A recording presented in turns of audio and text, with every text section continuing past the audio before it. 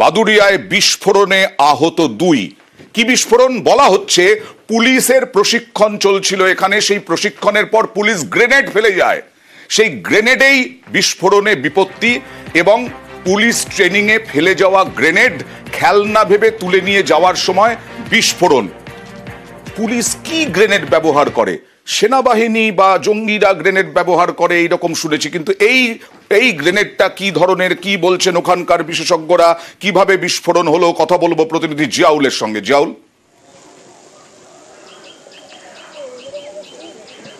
একদম দেখো, গত শুক্রবার থেকে সেখানে বসিরহাট যে পুলিশ ডিস্ট্রিক্ট রয়েছে তাদের একটি পুলিশের প্রশিক্ষণ কেন্দ্র করা হয়েছিল বাদুড়িয়ার আরবেরি এলাকায়। কিন্তু তারা সেখানে দিনভর সেখানে ট্রেনিং হয়, তারপরে তারা সেখান থেকে চলে যায়। কিন্তু সেই সময় অর্থাৎ ট্রেনিং পিরিয়ডে সেখানে অর্থাৎ যে গ্রেনেড কিভাবে ব্যবহার করতে হবে, সেল কিভাবে ব্যবহার করতে হবে, কোনো জায়গায় কিছু বোম পাওয়া গেলে সেই বোম কিভাবে নিষ্ক্রিয় করা হবে, এই ধরনের একাধিক পরপর ট্রেনিং সেখানে হচ্ছিল। কিন্তু ট্রেনিং শেষে তারা সেখান থেকে চলে যায়। কিন্তু সেই সময় যারা যে গ্রেনেড পুলিশ ব্যবহার করে সেই গ্রেনেড সেখানে একটি জায়গায় পড়েছিল, এবং কয়েকটি কিশোর সেখান থেকে যাবার সময় তারা নজরে পড়ে এবং সেগুলো খেলনা বা বল ভেবে তারা সেগুলো বাড়ি নিয়ে যাওয়ার চেষ্টা করে, এবং সে বাড়ির কাছে গিয়ে সেগুলি ব্লাস্ট হয়, এবং এই ব্লাস্ট হয়ে 2 কিশোর কিন্তু গুরুতর জখম হয়। কি বলছেন একবার দেখাবো, তারপরে আবার তোমার কাছে আসবো। এখানে তো ওই বোম ব্লাস্টিং হয়েছে, ছেলে পেলে ওইটা কুড়িয়ে নিয়ে বাড়ি গিয়ে এবার কিভাবে আগুন দেখ আর এমনি হোক ফাস্ট হয়ে গেছে। পুলিশ এখানে এসে কি করছিল? ওই বোম ব্লাস্টিং করছিল, ফায়ার করছিল নাকি।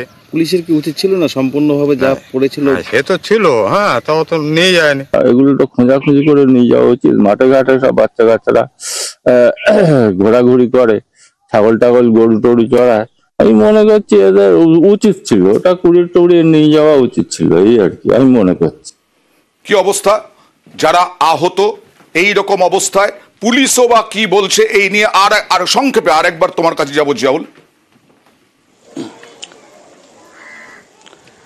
দেখো, ইতিমধ্যে কিন্তু পুলিশ সুপার জানিয়েছেন তিনি পুরো ব্যাপারটি তদন্ত করে দেখছেন, তার কারণ কার অসাবধানবশত সেখানে এই গ্রেনেড গুলো পড়েছিল।